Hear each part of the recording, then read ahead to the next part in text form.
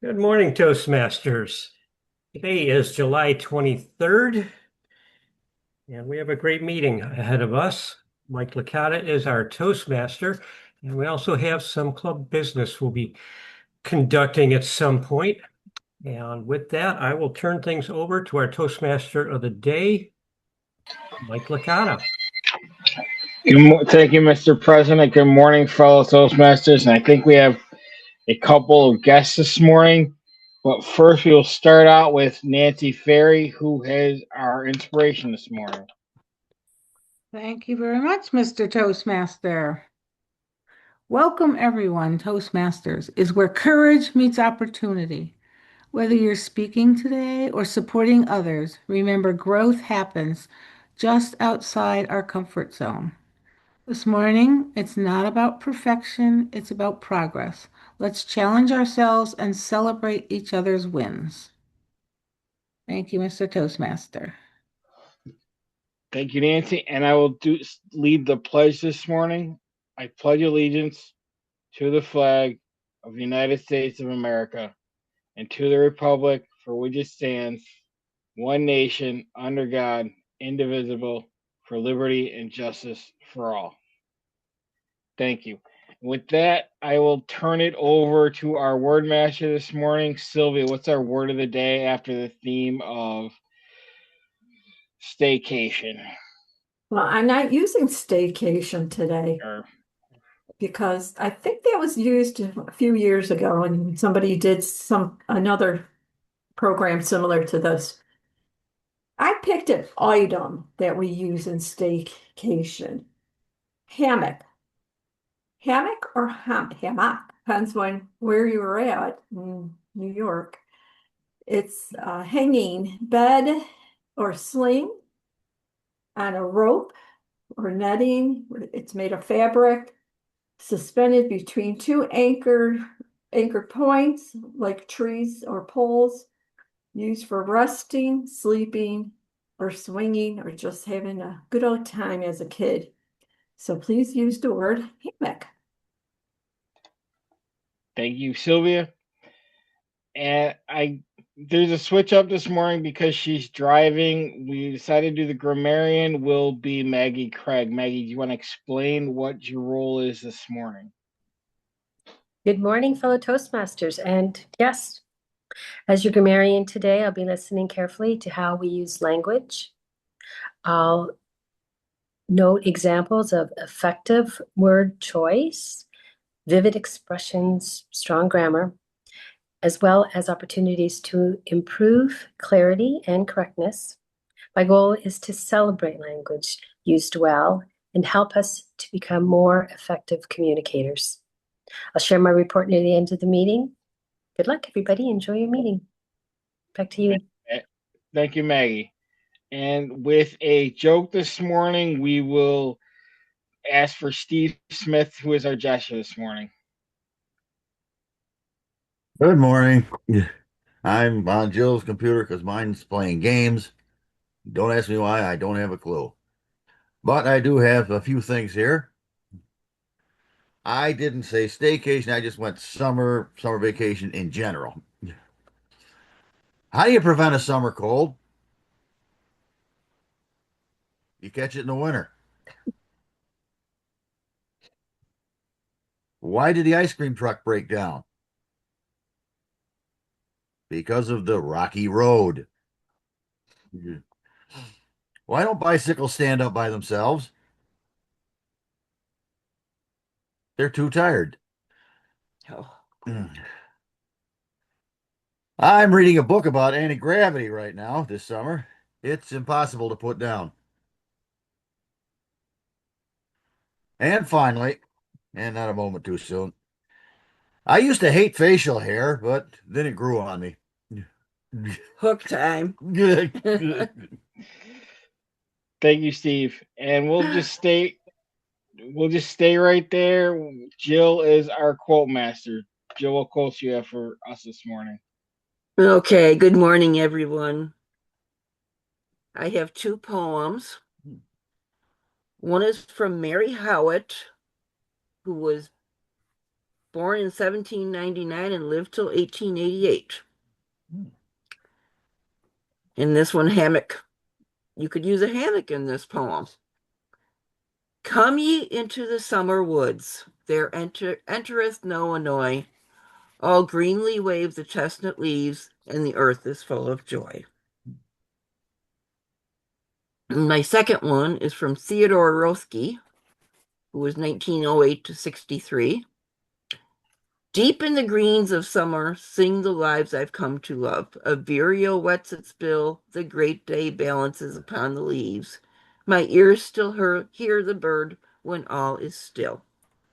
And those are my quotes for the day. Thank you, Jill. And I'm stalling some more time, but our quiz master this morning is Phil Russell. Phil, you want to explain your role? I think we have at least one guest in the chat in the meeting this morning. So, Phil, you want to explain your role as quiz master? Phil Russell. Yes, Mr. Toastmaster. I am a little blurry this morning because I'm using a new computer. I thought I'd jump right in rather than using the old one. It was getting just old and slow like myself. But first off, I've got to start off with, I was never any good with a hammock. I'd either fall out, it was uncomfortable, so I just stayed away from those hammocks. Now, as quizmaster, what I will do is try to listen intently to all of our speakers in this meeting, and I will ask some questions to see if the people that are watching are also paying good attention. So I will have at least 7,623 questions to ask at the end, or maybe just 4 or 5. Mr. Toastmaster. Thank you, Phil. I don't see our Larry McKenzie, who confirmed as Odd Master. Would anybody want to step into the role this morning as Odd Master? I think Sylvia's raising her hand. All right, so Sylvia can do both. Sylvia, do you want to explain your role quickly? And you'll do 2 roles this morning. Thank you. I really appreciate that. No problem. No problem. This morning, with being an master, my duties will be to listen carefully. This will help my listening skills too, and report at the end of the meeting as pregnant pauses, what is used as a connector words, and we do that, or the hanging the word out longer than it needs to be.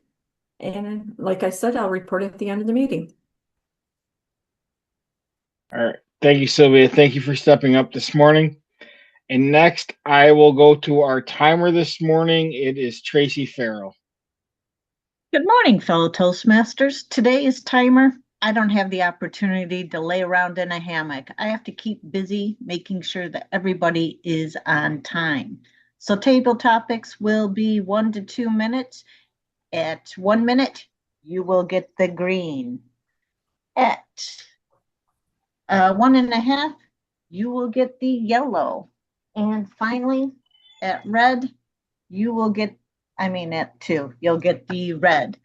Speakers are generally 5 to 7 minutes and evaluators are 2 to 3 minutes. I'll report back after each section. Thank you, Tracy. Now, when I was coming up with the theme this morning, I was reminded of a story about my work experience. I was at work last summer, and this young couple came in from Iowa, and they decided to do the wine trail. And we had this, and I asked them, what's one thing that kind of surprised you as they were out experiencing Niagara County in Western New York the first time? And the thing they told me is they couldn't believe how many houses had above ground pools, in ground pools, and everything, and everything as such. And it actually kind of stuck with me for about a week, because things that we take for granted living between 2 Great Lakes is our water. I never really truly realized how cheap our water is and how plentiful it is. I think when you can sit and lie in front of a hammock after getting out of your pool for those 3 months of the summer that we get to use our in-ground, above-ground pools in in Western New York, the fresh water is definitely a luxury that I had never thought about or never really fully understood. So with that, I'm going to switch gears. We're going to talk about the dues structure. I want Len, our president, I'm going to invite him back up to speak this morning. And Madam Timer, if you could put a 10-minute timer on the discussion, because we want to have a discussion and a vote this morning, and Len has done a tremendous job preparing how the due structure is going to look going forward. And then him and I, more Len, will be able to take questions at the end or during the discussion. So I will invite Len up, our president, and he can explain the new due structure, and we can kind of go from there. So I invite Len up this morning. Thank you, Len. Thank you, Mike. Appreciate it. You've no doubt seen the emails that International has sent and the notice that we sent out regarding the sudden dues increase.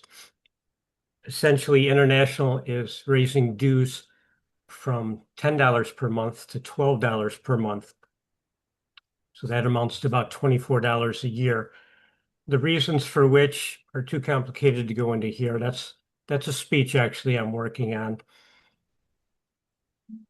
But their response has been it's still a good investment, and I believe it is. Coinciding with that is the need for our club to increase the club portion of the dues. We've not increased since 2023 or prior. I'm not certain of that. And we currently charge members $1 a month to cover all the supplies that we require to run our meetings. We have a significant expense since COVID in the Zoom membership or lease of that software. That's going up to $330 per year. That's just to be able to broadcast on Zoom with a host and a co-host. Our dues at $1 per year only amount to about $400 in income for the club. So just that one expense alone chews up pretty much all of our club member dues. What I'm proposing is that we increase that to $2 a month for the membership dues, an additional $12 a year. And that would be worked into the PayPal. You can still pay either by check or if you pay online on our website, there will be also a PayPal transaction fee. Nothing we can do about that. So I guess there's two issues here. We can't avoid the International increase of $2 per month, but they have given us one option to soften the blow. If we pay by August 3rd, it's still at the old rate. The International dues $10 per month. And you can also pay either for 6 months or a year at that rate and save yourself $12 or $24. And I would encourage members to do that. But please don't wait until August 3rd if you're planning on doing that, because invariably the International website will be down and we won't be able to process those payments in time. I would encourage, if people want to save the $12 or $24 International dues, that they do that as early as possible to give Mike time to receive the payment, be it by check or by PayPal, and go online to International and remit the International portion. So at this point, we have a need for greater club dues. We estimated, working with the board and particularly Mike, that doubling the club dues from $1 to $2, again, a $12 per year increase, would be sufficient to cover our current expense level. That would be the coffee supplies, the paper ballots, name badges, ribbons, things of that sort, as well as AV needs, some upgrades here and there. And the most significant cost that we incur is the Zoom subscription. I would entertain any discussion here on either the club or the international dues. Please unmute yourself.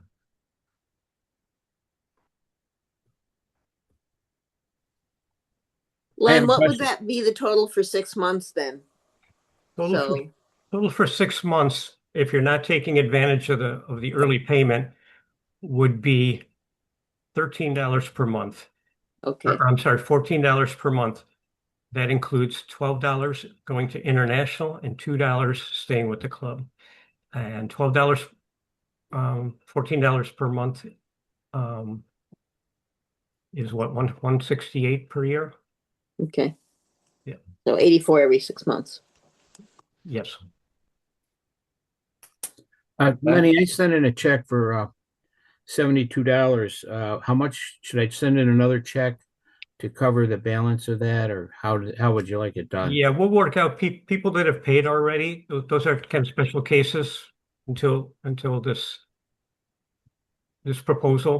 forthcoming proposal and the international increase. So in cases like yours, we'll just work out the difference and get with you on that. Okay. Yeah. Hey, Len, I was told when I paid my dues last April that if you pay for the year, you don't have to pay when there's an increase in 6 months. Mhm. So do I have to pay anything more? Yeah, if you paid for a year when you joined, you would have paid for the last 6 month period and the current one at the old rate, and that's fine. The only thing you would owe is any club dues increase, which might be $6. Okay. Len, I don't mean to interject, but this is just talking to Maggie and Jim because you did pay for the full year last year.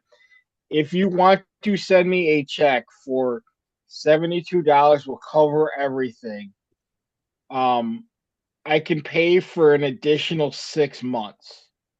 I checked with the International's website. I want to thank everyone that proactively sent me the check. I think so. If you already have sent me a check for $72, everything is covered for 6 months. It'll be $144 for 12 months.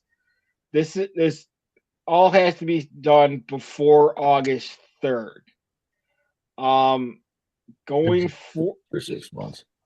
So it'll be $72 for 6 months, as long as you can either pay through PayPal or if you want to mail me a check before then, that's what everything is going to cost. Okay, now step back here. I joined in January, Yep. and then in April you said, hey, if you pay for a year, then 6 months times 2, then you would be paid through April of 2027.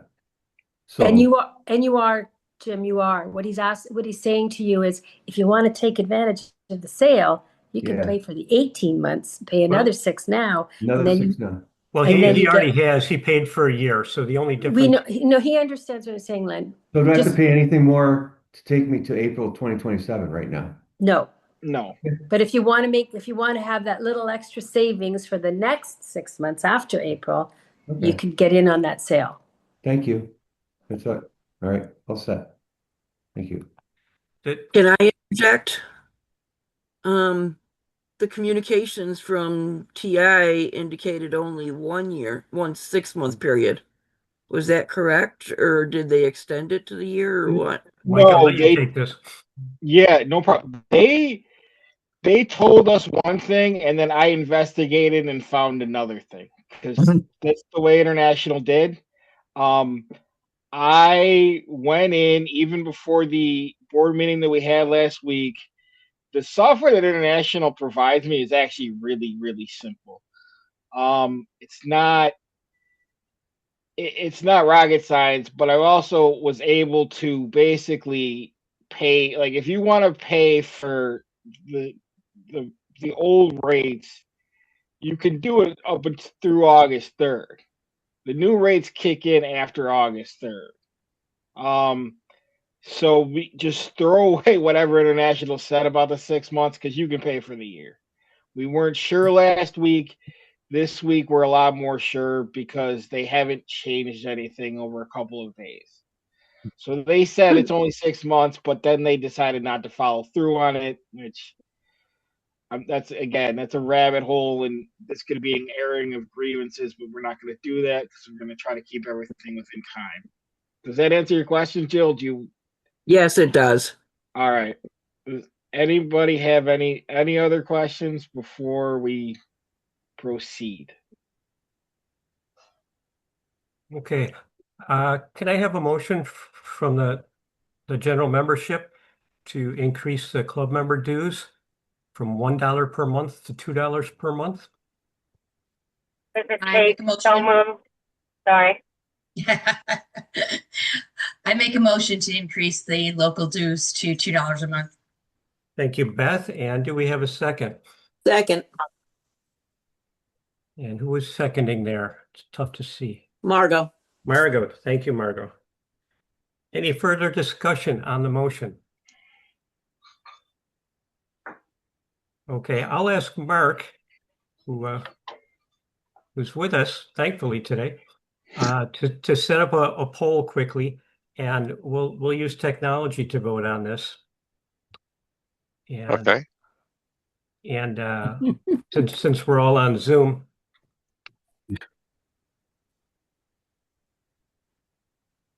Stand by. not to put any pressure on you, no time pressure. Everybody's watching me. No problem. The two speakers, right? We're down to two speakers. We have the Well, time. Thank you for arranging the time for this, guys. Yeah, Tracy's not waving any flags at us, any colored flags.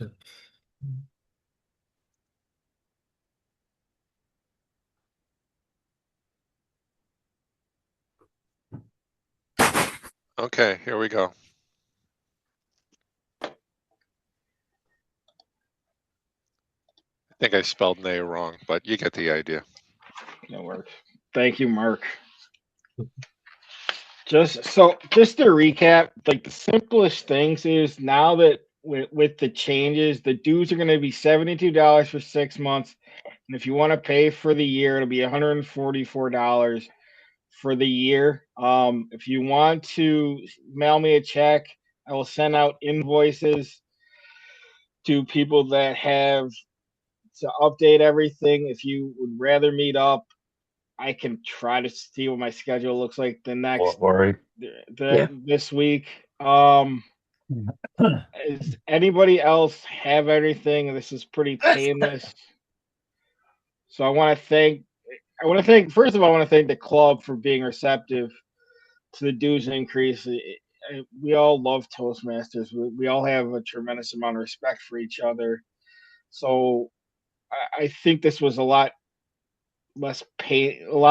This didn't have to be like pulling teeth, and I really do want to thank Len for first of all making us as a club aware of this so quickly, and for making sure that he holds the board members to task to make sure that we as board members do what we need to do to make sure that we get the information out to our club members. So I want to thank Len again for all the work that he's done these last 10 days, for all his other work.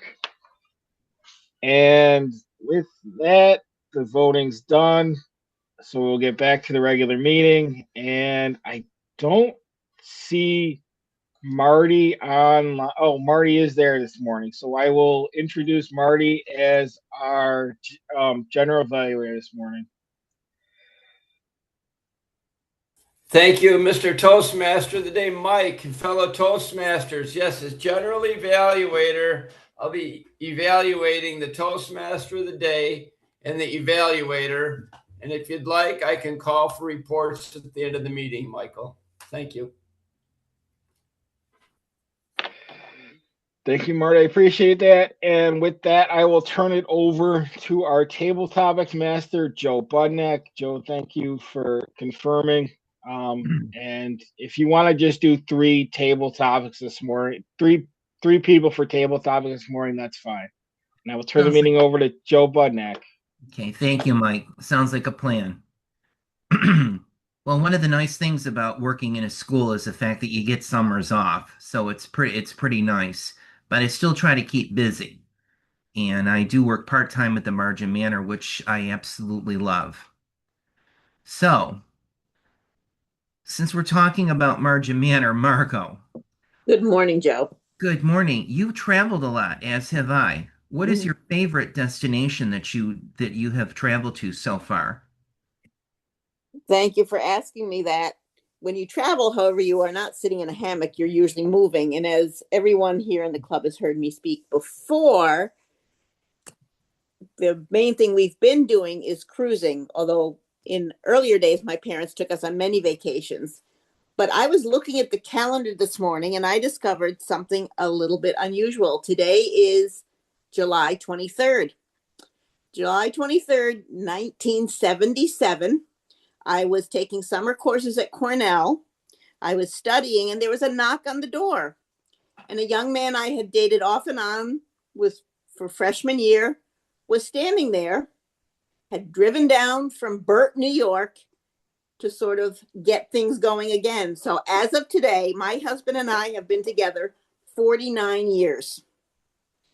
We got married before we graduated.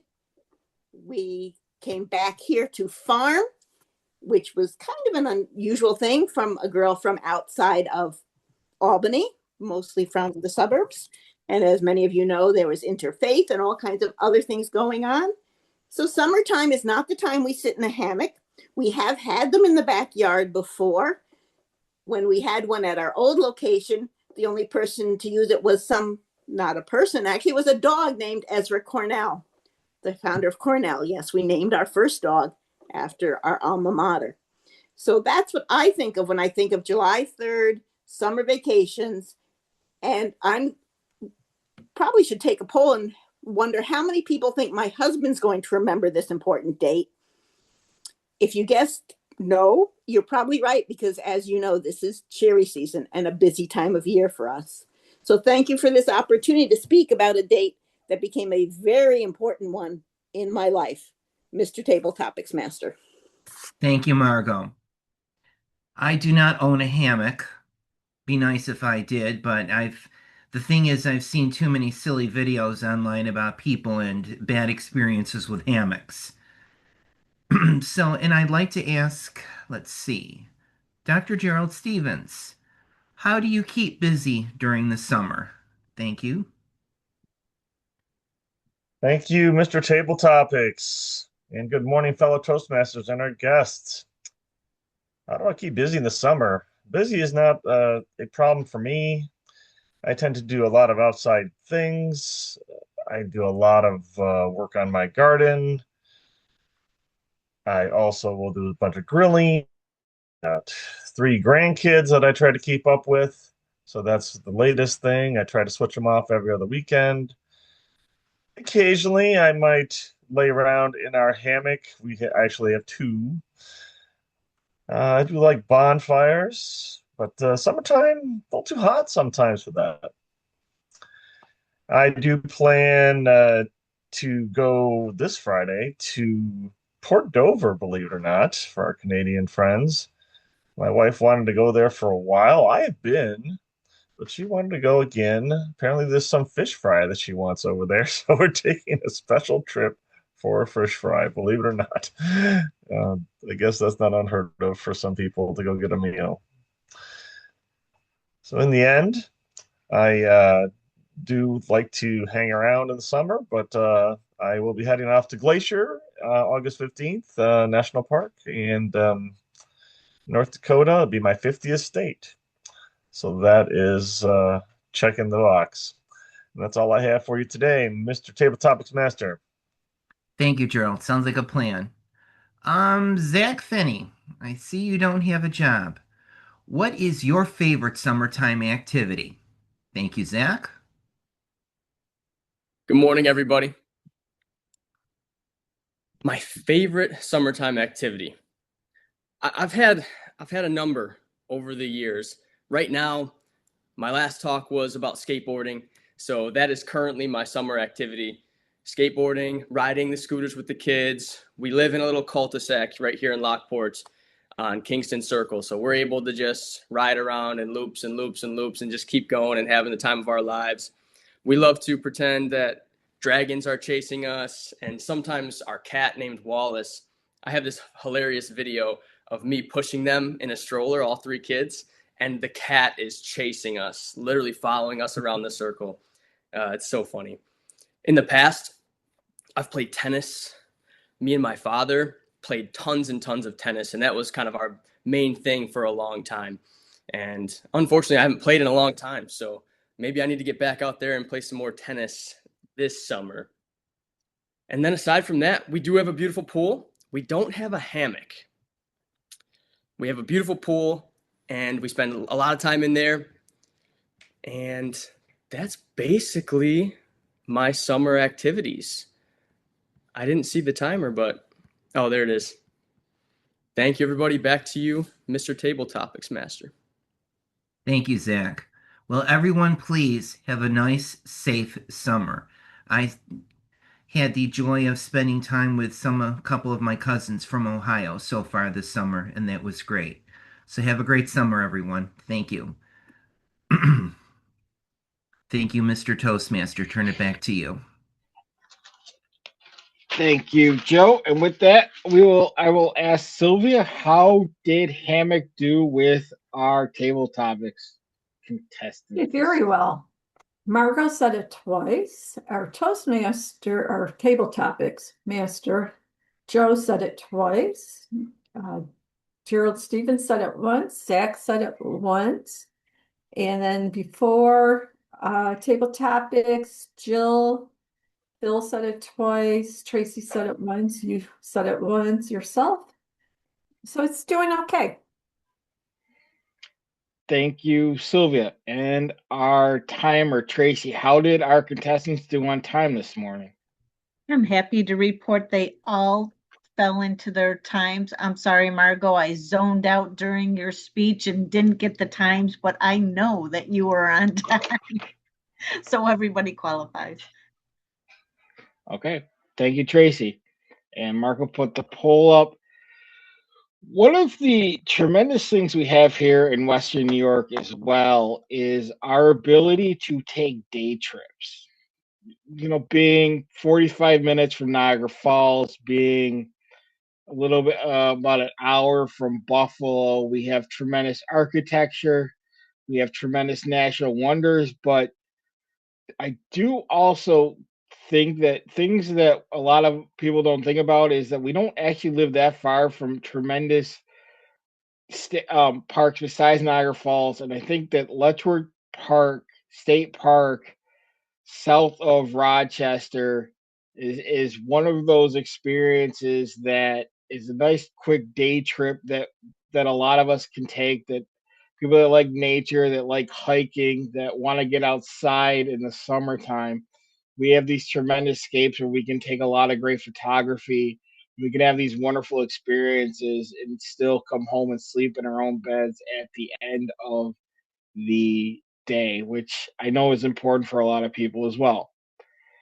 So, with that, we will start our speaking portion of the meeting this morning. I will call on our first evaluator, Jim Sacco. This morning, he is evaluating Mark Campos. Thank you, Mr. Toastmaster. It's worth getting up for, even though I don't have a hammock to sleep on. But I really am encouraged. I get to introduce Mark Campos. I've known Mark since well before Toastmasters, and he's doing his great speech today from the presentation Mastery Pathway, about writing a speech for a purpose. 5 to 7 minutes long, and I'm encouraged by the title. It's called Communicating in the Corporate World. I'd like to introduce Mark. Take it away, Mark. Thank you, Mr. Evaluator, fellow Toastmasters. Good morning. In my second year of retirement, I find myself reflecting more and more upon my work life. And in thinking about it, after a 36-year career, 29 years of which was spent managing people, that it's quite likely that I might have something to offer that might be helpful to others. So today I'd like to talk about communicating in a corporate world, because communication is the most critical skill that any leader can have. Now, I know what you're thinking. We're in Toastmasters, and here's another speech about Toastmasters. That's not it at all. This is not about public speaking, which is obviously very important.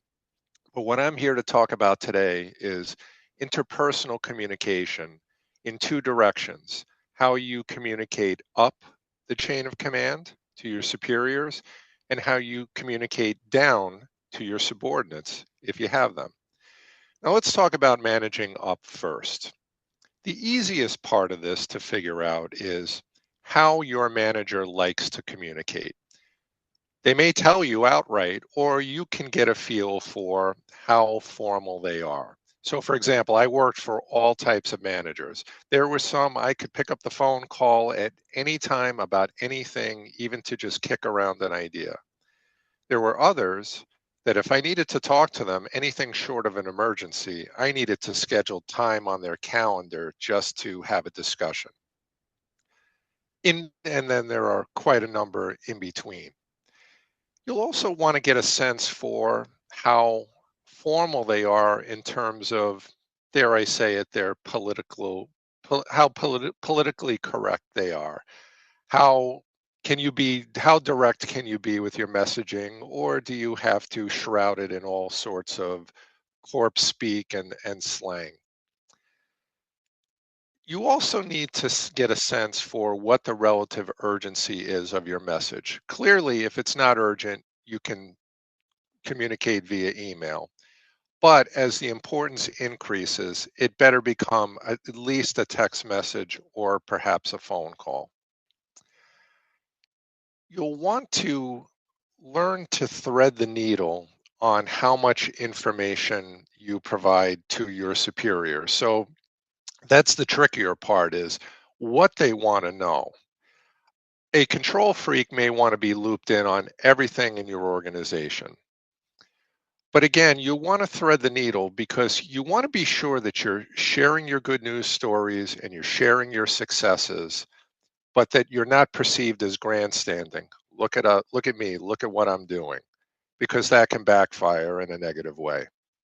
By the same token, you don't want to bring too many problems to your superior or have too many questions that need to be answered, because invariably, if your boss has to answer too many questions for you, one of you is likely unnecessary, and that person who's unnecessary is probably you at that point in time. The key thing, though, above all else, in my view, is to be proactive with your communications. If you're proactive, you control the narrative, you control the messaging. So, for example, in my experience, if in day-to-day activity, if I had a disagreement or a dispute, as an example, with another department, I would be sure to frame it for my superior, letting them know, here's the issue, here's what happened, here's the position I took, the reason why. Please let me know if you have any questions. And I would do that before their phone might ring or an email might pop up coming to them with a complaint about me.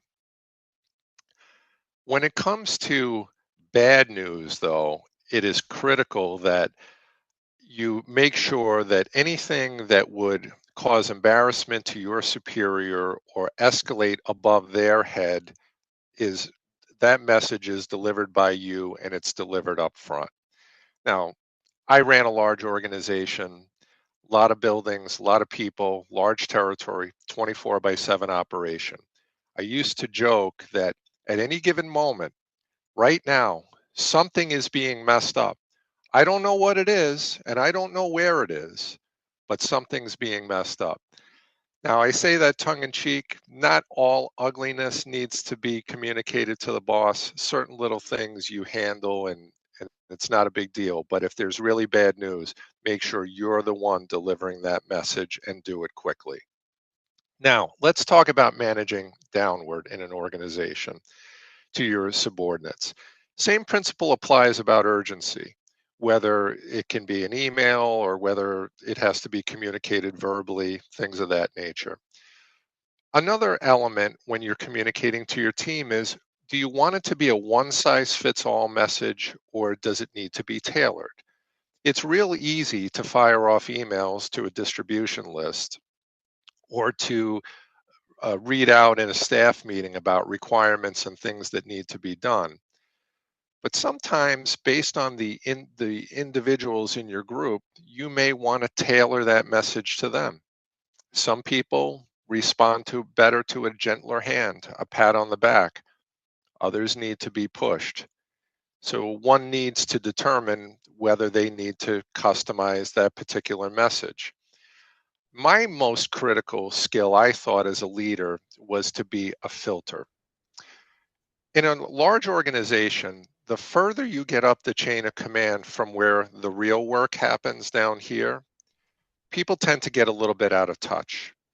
So lots of information rolls downhill, lots of requirements roll downhill. I felt it was my job as a filter to keep my people focused on the most critical things to the organization and filter out as much of the noise as possible. Be willing to explain the why behind the messages and the requirements to your people, and be open to two-way communication. Sometimes it has to be a one-way transmission, but more often than not, have a dialogue. I would encourage my people to disagree with me if they felt strongly about something, and let's talk about it. Last word, I worked in a unionized world, and just to talk about that very briefly, I think the most critical skill for a leader in that world is to build a rapport. If you're there for grievance meetings or a formal setting, don't run for the door. Have a conversation. Be willing to build the relationships and trust that will work out later down the road. Over communicate and give them a voice wherever possible. And with that, fellow Toastmasters, I hope you found some of this information helpful. Mr. Toastmaster. Thank you, Mark. And our second speaker this morning will be Samantha Giambattista, and her evaluator will be Len Thornton. Len, take it away.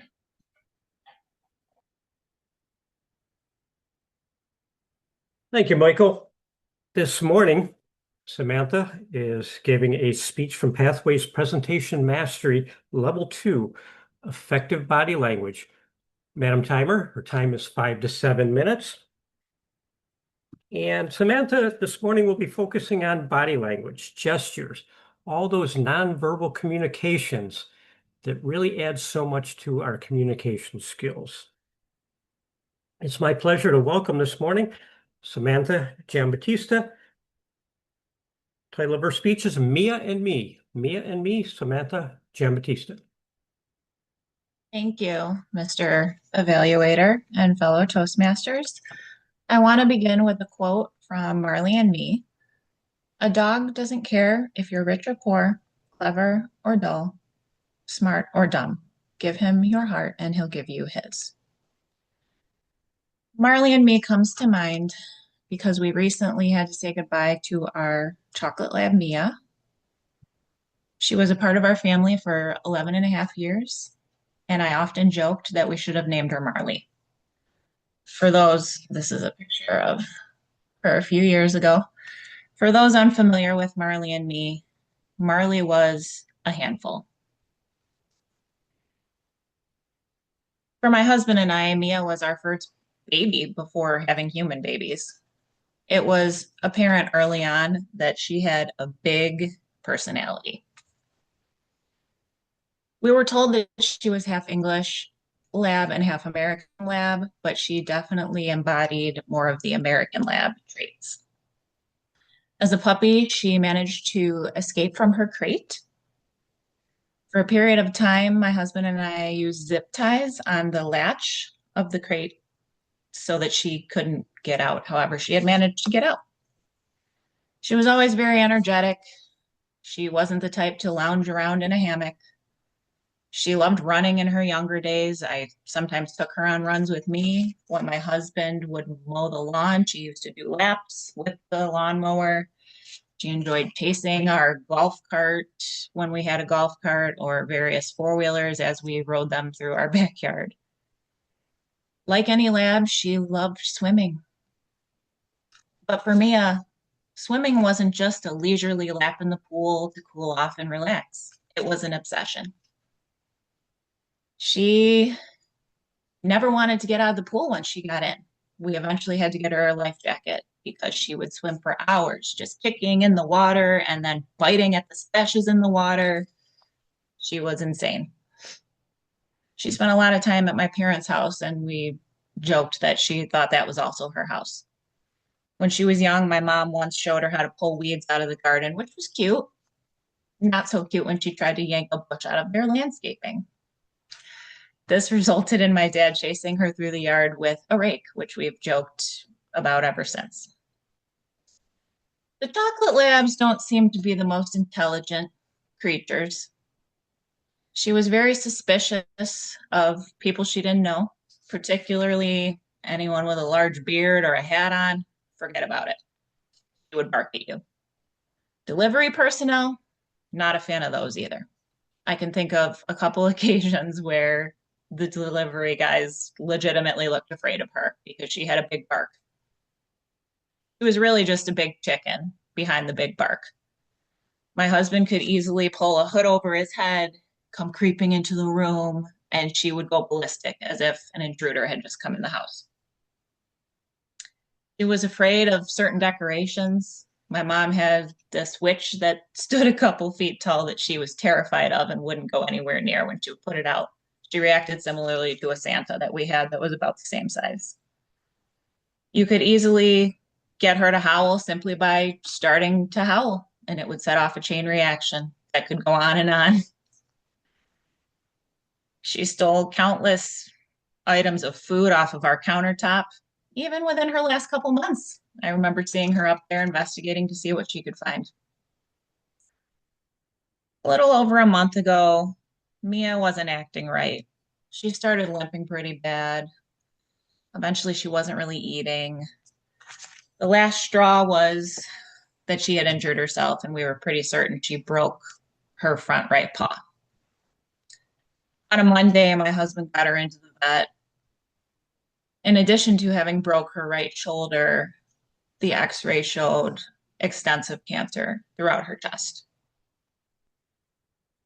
My husband called me at work to tell me that we weren't bringing Mia home that day. I got there as soon as I could.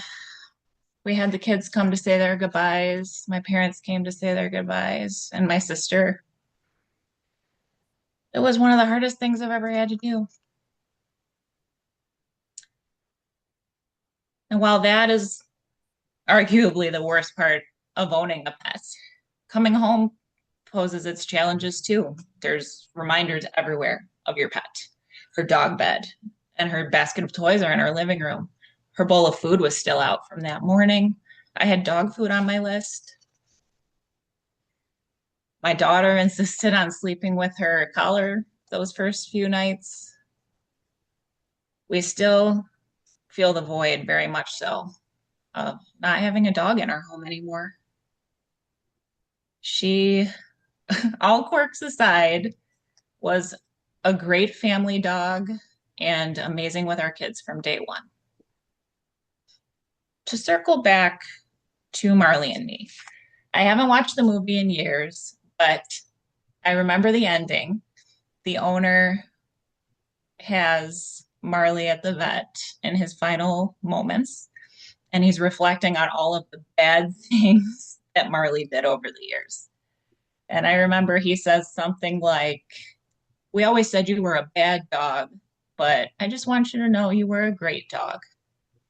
And that pretty much sums up Mia. She was a crazy, special dog, but she was a great dog where it mattered. Mr. Toastmaster. Thank you, Samantha. And with that, I will ask our timer this morning, Tracy, how did our two speakers do on time? Thank you, Mr. Toastmaster. So Mark, you did go over. You were 7 minutes and 39 seconds. Sam, you came right in at 6 minutes and 20 seconds. So we don't need to vote for our speakers this morning. And now I will turn our meeting over to Marty to introduce our evaluators this morning, and then you can evaluate the meeting as a whole. Marty, our general evaluator this morning.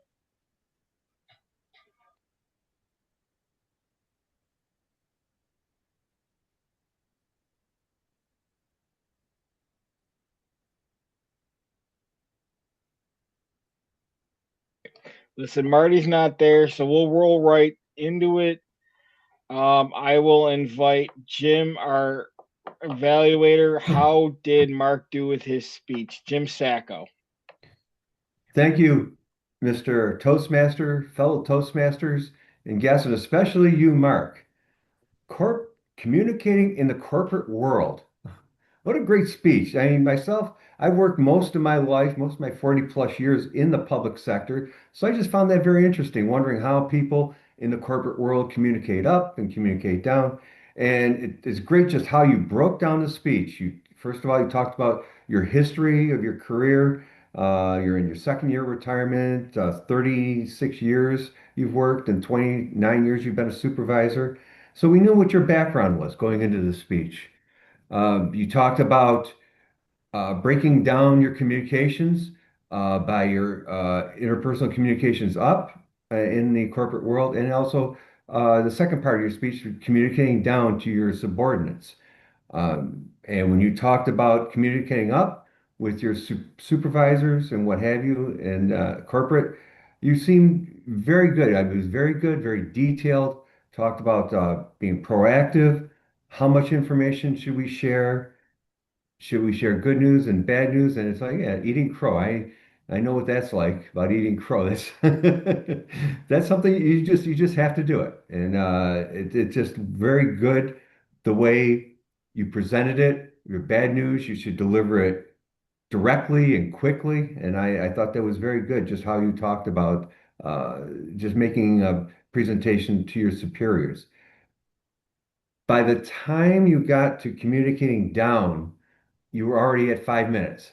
And that's one thing you asked to watch out for is ensuring you're not trying to rush too much information into your speech. And I mean, I love what you were talking about before, but I said, well, let's see how he recovers from this. But it was good. You know, you're communicating down. You talked about how you're communicating to your subordinates to tailor your message to the individuals and how to filter the information out. You know, so you tell them some things, and I know how that is. That's difficult to do, but you have to do that. Just share information as necessary.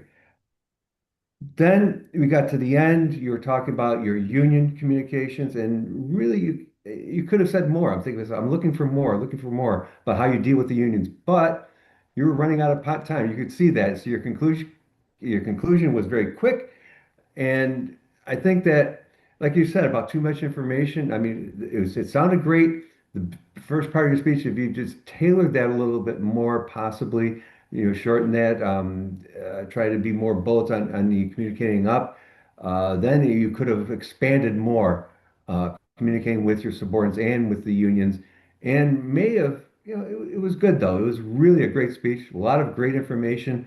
I love to hear about it, and look forward to hearing more in the future. Thank you, Mr. Toastmaster. Thank you, Jim. And our second evaluator this morning, evaluating Samantha, is Len Thornton.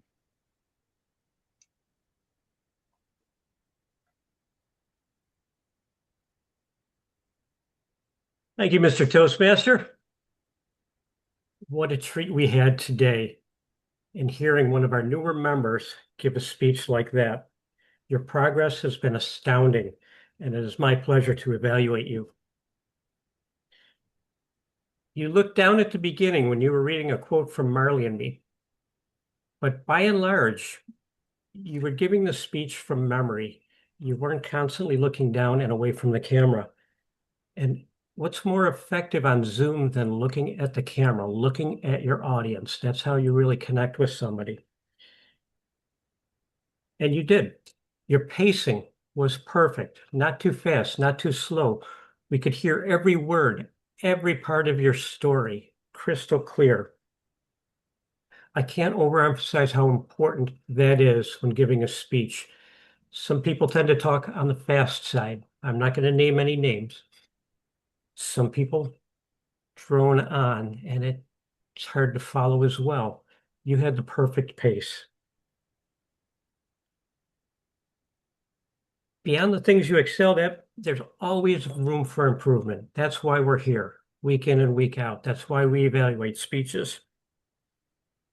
I think your speech would have been even more effective, particularly with this theme, if you had backed up maybe a foot or so, and we could have seen more of your hands. We did see occasionally gestures with your hands as they creeped up, but if you move back like this, there's more of you in the frame, and we can get a better glimpse of your nonverbal communication. So just moving back a little bit to the view you see on the monitor would have made a difference. Also, maybe punch up. I'm not sure if this has come along in your pathways yet. Try and focus on vocal variety. A little bit more volume, a little softer. Modulate yourself to what you're saying. That gives a speech more punch as well. And it would have been wonderful to see a picture, a photo of Mia. You painted a pretty good picture of who she was and what she meant to you, but just seeing that photo would have endeared us. In summary, starting out with the quote dragged us right in. Your hand gestures and expressions were fantastic. It was a pleasure listening to your speech today, Mr. Toastmaster. Thank you, Len. And one final time, I will ask our timer, Tracy, how did our evaluators do on time? I am happy to report both of our evaluators qualified. Jim at 3 minutes and 7 seconds. So he came in with the buffer, and Len at 2 minutes and 40 seconds. Thank you, Tracy. And I see he's back online this morning. I will turn it over to our general evaluator, Marty, to evaluate the evaluators and the Toastmaster and the overall tone of the meeting. Marty, take it away. Thank you, Mike, Mr. Toastmaster, fellow Toastmasters, and our guest, Tim. Mike, I felt that you did a good job with the agenda. I did notice that we were missing a speaker. I know periodically that does happen. Sometimes it's out of our control and things come up. With that said, we could have used an extra table topic speaker or two. That would have been something we could have done. However, I must commend you on the agenda. Well done. Full agenda. You have all the speakers' information, the titles, everyone confirmed. Oh, well done in that regard, Michael. And also, I appreciated your comments and your perspective from a treasurer standpoint and Len regarding the situation with our dues. So that was great to hear. Moving on to our evaluators. Our evaluators all use what we call the sandwich approach, where we have different layers of positive information, what the speaker did well, something for them to work on, and then something for them to motivate the speaker to come back and speak again. And starting with Jim, our first evaluator evaluating Mark. Jim, I like how you paid attention to Mark's speech, and when you were giving him a suggestion for improvement, you knew exactly where Mark was during his speech and the minute mark. I heard you say at the 5-minute mark where he was. And that's important not only for the evaluator, but for the speaker too, to know exactly where you are while you're speaking. And you know when to wrap things up. You know when you're getting your points across, and you know when to wrap things up. And you ended uplifting the speaker. I thought that was great. So thank you, Jim. And our second evaluator, Len, I liked how you started with Samantha's evaluation, and you pointed out her growth in speaking and her strong points, her eye contact, the clarity, and that she knew the material.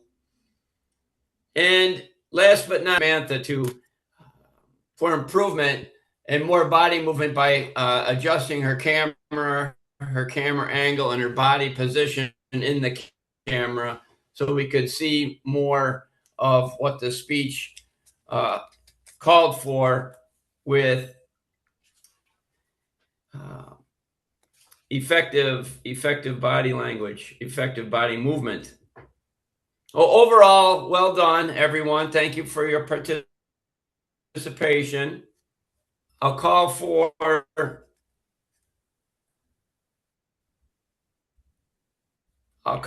reports, starting with our master report.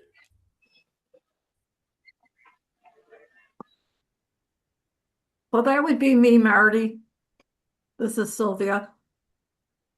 Master today, it was a little tough. I didn't hear a lot of ums, and they seem like to be the connector word to the next word after they were saying. Couple so's, including myself, and one or two start overs I heard. It was tough doing dual jobs, so give me a break, folks. The word or two words that I notice a lot, and I remember Dave Laketta saying, don't use these two words. So when I do evaluations, I try not to use these two words, is I think. And I heard that a few times today. I think because he said it makes it look like you're not sure of yourself. Confidence. So when I do evaluations, so maybe evaluators could remember that. And that's it. Would you like me to go into the word, or you want to wait to the end until everybody else is completed?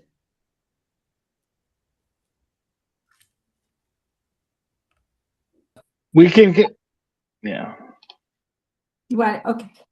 Word, the two I heard after, as usual, words drop off. Jim used hammock and Sam used it in her speech. Congratulations. That's hard to do. Use any of the table topic words into your speech because we weren't planning on that. That's all I heard. So let's use hammock, or better yet, go get one and relax, folks.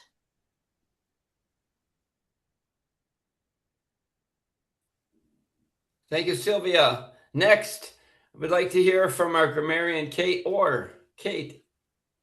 Oh, I am Kate. I am such a lovely Kate. I'm taking over for Kate, but thank you, Marty. I just wanted to say we did have 3 speeches. The first one was our voting on the dues increase. So Mike had let us know that in advance. Just a little bit of support from you, Mike.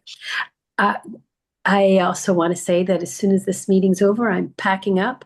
I'm heading up to Northern Ontario, where I will lay in a hammock. So overall, as grammarian, we heard a wide variety of engaging language this morning. Our speakers used storytelling and emotion to connect with the audience, and several phrases painted visual and vivid mental pictures. And an example of this, one speaker described riding bikes while being chased by dragons and having a cat chase him and his kids around the cul-de-sac. And it immediately transported me to childhood and inspired happy visions of family, imagination, and carefree summer days. Another memorable phrase, we still feel the void. In just a few words, it conveyed enduring loss of a beloved dog in a way that resonated with everyone that has lost a fur baby. And I'm sure that I wasn't the only one that was tearing up. And there I go again. So I also noted a few opportunities for improvement. Paying good attention is probably better replaced with paying close attention or paying careful attention. The phrase to end a sentence, and everything is such, is an unnecessary filler. The sentence would have been stronger by ending it with, everyone had above ground or in ground pools. Nothing else required. One speaker said, I am looking encouraged. And a more natural expression might be, I am feeling encouraged, or simply, I am encouraged. I also want to point out that we have dropped the and created the or the sound of my voice. So paying close attention to the th can make a speech even clearer and more polished. Thank you for another meeting of imaginative language, and I look forward to not being the grammarian in the future. But I do look forward to listening to your great communication skills. Hello.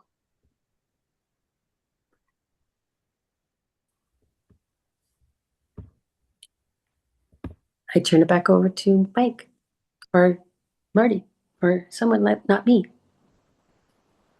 Thank you, Maggie. Next, our quiz master, Phil. How will you be testing our listening skills with a quiz? Phil Russell. Mr. General Evaluator, fellow Toastmasters, our guest, Tim. Let's have a chance to introduce Tim when you get a chance later on. First off, where were the young couple from Mike encountered last year on the wine trail? Iowa. Yes. All right. How much are international dues increase? Oh, $2 a month. $24? $2 a month. We have $24. Okay. Now, how much are the local dues increase? $1 a month. There we go. How can you pay those dues for Toastmasters? There's many ways. PayPal. Cash, check, PayPal. Right. Keep that in mind. Bitcoin. Now, how many years have Margot and Jim been together? 49. Good job. Do I feel a party coming on next year? Are we all invited? Yes. I'll drink wine. All right. Now, bring us on the cruise. Yeah, they'll be on the right. cruise. Yes, they're going to invite us all on the cruise. Not. Where in Canada is Dr. Stevens going to visit? Port Dover. All right.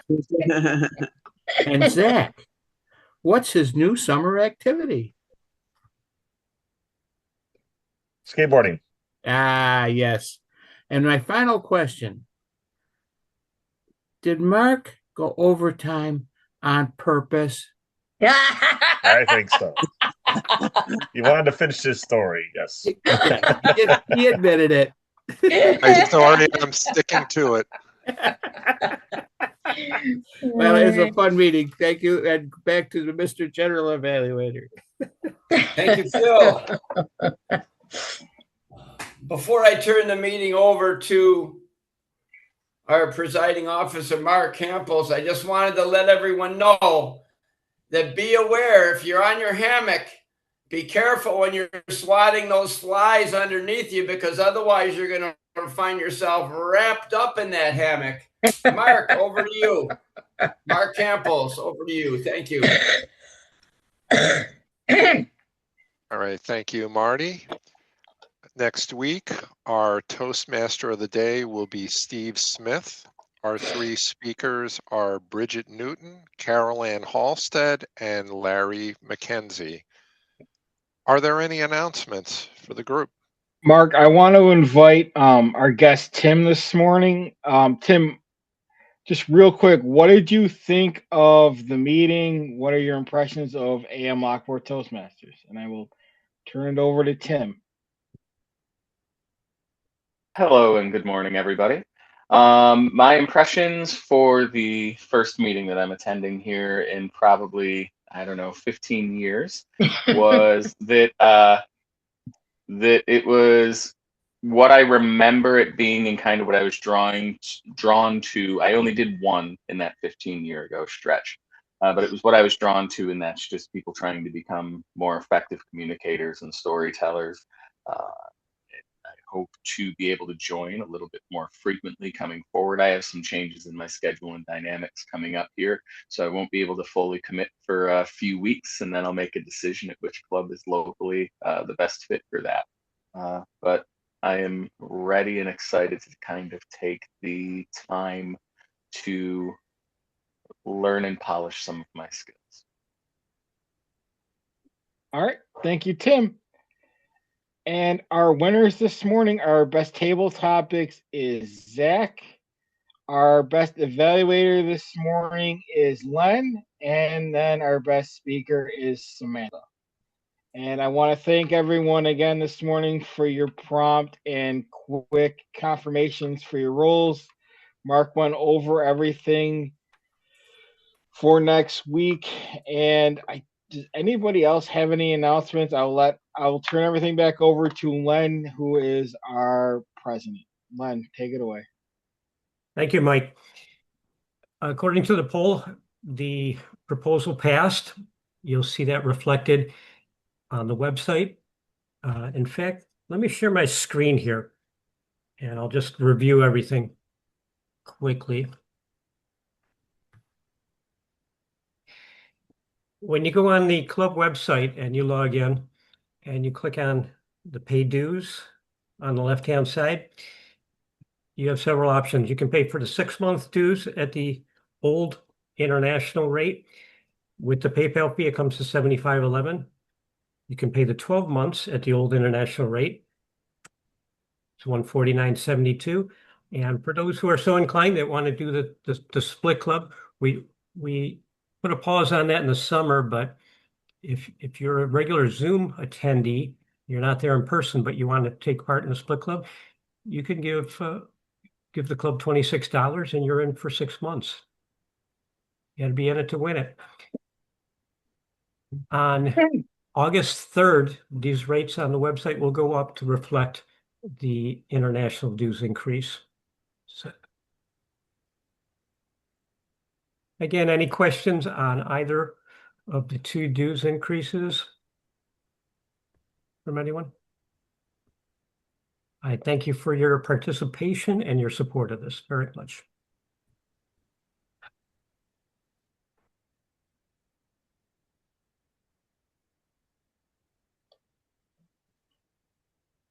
Do we have Mark gavel the meeting then? And then we'll. All right, if there are no further announcements, the meeting is now adjourned. Have a good week, everyone.